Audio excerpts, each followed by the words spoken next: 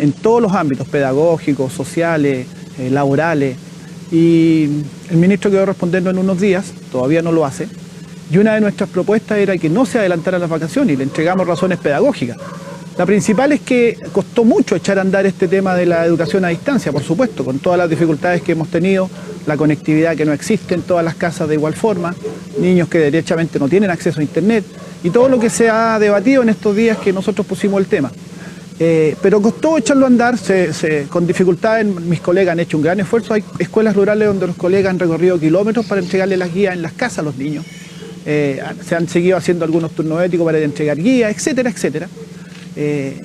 Y sin embargo, cuando está ahora agarrando vuelo esto, cuando está empezando a tomar, digamos, cierta forma este concepto, viene un corte de 2 semanas que nosotros creemos que va a ser dañino. Va a ser dañino para esos procesos dificultosos que son a distancia, que son lentos, no es lo mismo que la clase presencial ciertamente, pero ya estaba empezando y ahora tiene un corte de 2 semanas, después va a haber que prácticamente retomar de cero. ¿No es mejor, Mario, interrumpir este proceso que bien ya lo han señalado los expertos en la materia? No es comparable a lo que es la educación en el aula que interrumpir después las clases cuando sean presenciales en el futuro, por cierto, positivo, en que se pueda volver a clases prontamente. Lo que pasa es que obviamente no es lo ideal. La clase presencial es irreemplazable, ha dicho el ministro, y en eso compartimos ese concepto. Pero evidentemente hay una situación especial en todo el país y en el mundo, que está afectando no solo la educación. Pero nosotros tenemos que pensar que el retorno a clases no puede ser tan apresurado como parece que las autoridades pretenden. Ahora tenían la fecha del 27 de abril, todavía oficialmente el retorno a clases sigue siendo el 27 de abril, aunque en los últimos días el ministro ha relativizado sus dichos, que tenía días atrás donde mantenía firme el 27, que nos parece una locura. Y esta como suerte de ansiedad que también se apreció ayer en el señor Piñera, de una suerte de ansiedad porque hay que volver rápidamente a las clases presenciales. Nosotros creemos que con eso hay que tener mucha cautela, porque es cosa de sentido común. Un colegio donde hay 1000 estudiantes, 800 estudiantes, 500 estudiantes o 4000, como puede ser en un colegio grande, evidentemente es un punto de posible contagio altísimo. No creo yo que haya un lugar con más interacción social que la que pueda haber en un colegio, entre las personas que están asistiendo ahí. Mari, ¿cómo imaginan este retorno a clases? Se ha hablado de posibilidades de que sea sectorial, en comunas, en regiones en particular, y que se vaya avanzando progresivamente, incluso, por ejemplo, estudiantes de enseñanza media en primera instancia y luego los de educación básica. ¿Cómo lo imaginan ustedes o cómo lo han planificado ustedes para poder conversar con la autoridad? No, nosotros creemos que se deben considerar muchísimas aristas, no únicamente la sanitaria, no únicamente las estadísticas respecto de digamos, cuántas comunas tienen más pandemia o menos contagiados, porque la interacción que hay en los colegios es demasiado compleja. Fíjese usted que tenemos nosotros el caso de, pensemos solamente en una cosa común, en 40 estudiantes en una sala de clases. ¿Cómo usted va a conseguir que esos estudiantes no tomen el distanciamiento social? ¿Cómo usted va a conseguir que en los recreos exista efectivamente un distanciamiento social cuando son niños? Los niños por naturaleza tienden a jugar, tienden a chocarse, tienden a tocarse, tienden a abrazarse, tienden a jugar a la pelota, en fin.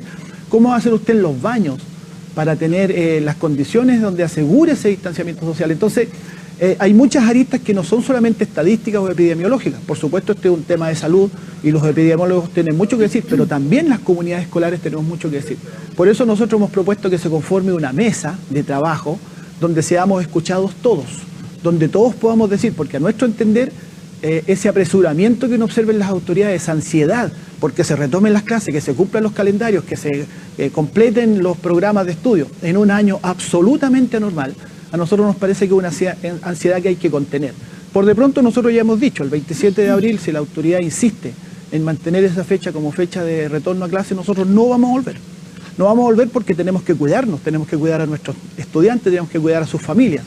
Los apoderados tampoco van a volver, nosotros ya lo hemos conversado con ellos, y por lo tanto creemos que lo mejor es que este tema se converse, se analice con todas las aristas, no solamente las epidemiológicas. Mari, te invito a que te pongas el auricular y te conectemos con el estudio, porque también está Carla Zunino para que sumemos a esta conversación. Mario, ¿cómo está? Muy buen día. Estoy siguiendo atentamente la entrevista de Dani, pero tengo una duda. Ayer la Asociación de Municipalidades de Chile mostraba una encuesta donde más de un 60% de los papás dice que cree que el año escolar se va a perder definitivamente. ¿Ustedes como magisterio se ponen en ese supuesto? ¿Qué tan cerca o qué tan lejos estamos de algo tan radical y tan inédito como eso?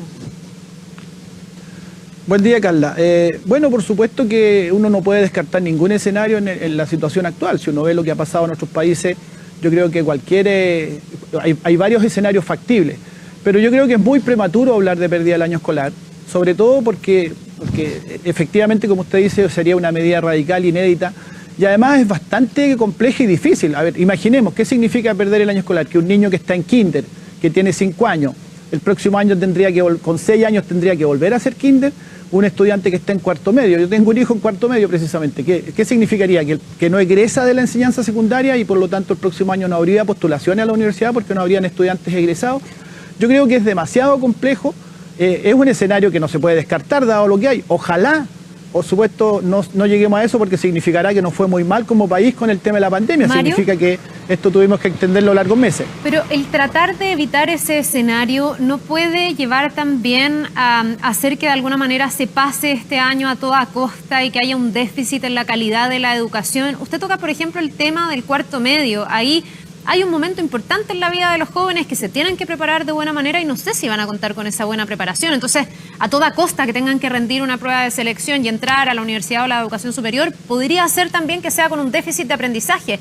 U otros cursos, primero básico, que es un curso que marca los pilares para todo lo que viene, primero medio, que también es un ciclo complejo, séptimo básico, que entiendo que también es bien estratégico.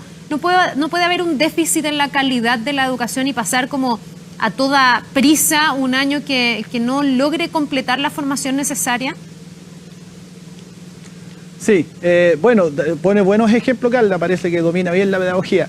Efectivamente, el cuarto medio, el primero básico son cursos esenciales, por eso que es complejo el tema, pero estamos en una situación especial, por eso yo digo que es prematuro todavía, hay que ir dibujando esos escenarios, por eso yo creo que una mesa de trabajo donde estemos todos los actores, a nuestro entender tendrían que estar profesoras, profesores, estudiantes, apoderados, asistentes de la educación, sostenedores, alcaldes y sostenedores privados, junto con los epidemiólogos y junto con los especialistas en salud, para revisar todas las aristas de esto, todas las aristas. Ahora, todavía es factible si es que tenemos un segundo semestre normal entre comillas, porque la situación de normalidad en el país no va a ser tan luego, digamos, pero una situación relativamente normal que permita un retorno a clases presenciales, un segundo semestre, todavía se podría hacer 2 semestres en uno.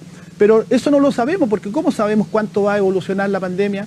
Si acaso efectivamente van a haber condiciones para reunir, insisto en el concepto que es bien importante, reunir 1000 estudiantes, 800 estudiantes en un colegio que podría ser una matrícula promedio, con todo lo que significa en términos de interacción social, todo lo que significa en términos de contacto físico, la posibilidad de contagio. Por ahí escuché a un especialista en salud decir, bueno, tendrían que ir todos los niños con mascarilla, pero cuidado, ¿cómo hace usted para que los niños estén 5 horas que están en el colegio, todo el momento con mascarilla, sin tocárselas, sin que se intercambien entre ellos?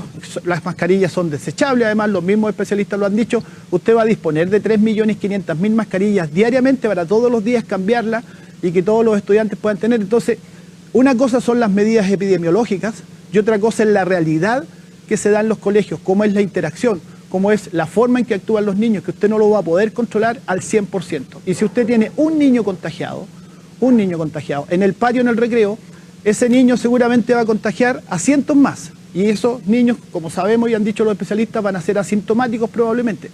Y por lo tanto, la posibilidad de que ellos contagien a sus familias va a ser altísima. Además, 3.500.000 niños y sus padres desplazándose por la ciudad para ir a los colegios, tomando metro, tomando locomoción colectiva o en los vehículos particulares, pero siempre en un desplazamiento, a mí me parece, sin ser epidemiólogo, que es un posible fuente de contagio absolutamente muy importante, muy fuerte. Entonces, todas esas aristas tienen que ser consideradas. Mario, retomando este proceso inédito que ha ocurrido en el país de la educación a distancia, ¿no?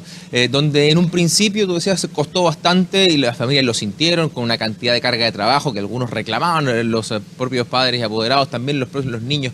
¿Cómo ha funcionado el tema de la evaluación, de poder constatar finalmente que los estudiantes estén avanzando, estén aprendiendo, o es más bien solamente un vínculo con los estudiantes para que no pierdan de alguna manera la forma de trabajar, pero la evaluación de alguna manera se puede realizar en estas instancias, de cómo se va midiendo también el conocimiento de los niños? Como decía Carla, finalmente se está avanzando con la materia, pero no sabemos finalmente si esto está ocurriendo realmente en el proceso de la educación. Bueno, yo creo que se ha valorado la importancia de la escuela, la importancia de los profesores en estas semanas, porque se ha visto que es insustituible, ¿no es cierto?, el niño en su sala de clase, con su profesor, profesora, interactuando con sus compañeros. La calidad que se da de un proceso educativo en esas condiciones es la óptima, que no se puede dar nunca a distancia. Eso es evidente que no. Pero es una situación especial la que estamos viviendo. Entonces, lo que hay que priorizar en estos momentos no es tanto la cobertura curricular, los contenidos, cumplir estrictamente con cada uno de los planes y programas, porque eso es imposible. Es imposible que usted reemplace en la casa las 6 horas de una jornada escolar con su profesor, con distintos profesores, con los compañeros y todas las posibilidades que da educativas ese contexto. Pero lo que nosotros tenemos que priorizar es el acompañamiento escolar, creo yo, que ese es el concepto más correcto y más sincero de lo que efectivamente se puede hacer. Cuando esta obsesión que cumplamos los contenidos, que los aprendizajes no se pueden perder. Yo vi al presidente muy ansioso ayer cuando habló de esto, en una cuestión que más bien hay que contenerla con calma. Nosotros tenemos que priorizar la contención emocional de nuestros estudiantes. Sobre todo los más pequeños están sufriendo por esto, porque a lo mejor no lo logran expresar de la mejor forma, pero ellos ven a sus padres salir a trabajar, ven lo que está pasando en las noticias, ¿no es cierto? Ven que en otros países ha muerto un montón de gente. Obviamente a un niño eso le produce un impacto fuerte, que nosotros tenemos que ayudar a que lo lleve de mejor forma. Entonces, es más bien un acompañamiento emocional. Hay que buscarle otras posibilidades educativas a este momento de estar en la casa.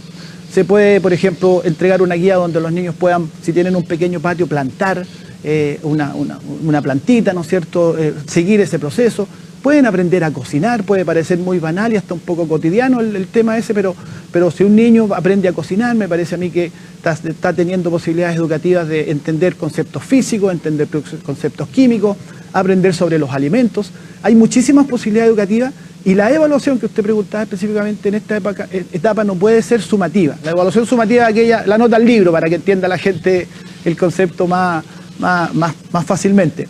Tiene que ser evaluación formativa, es decir, tener feedback de lo que está avanzando el estudiante a distancia probablemente, pero no con la nota al libro, no la evaluación sumativa, no la calificación, porque efectivamente no sería justo calificar a jóvenes que tienen condiciones tan distintas como la que puede haber en una sala de clase, en un curso.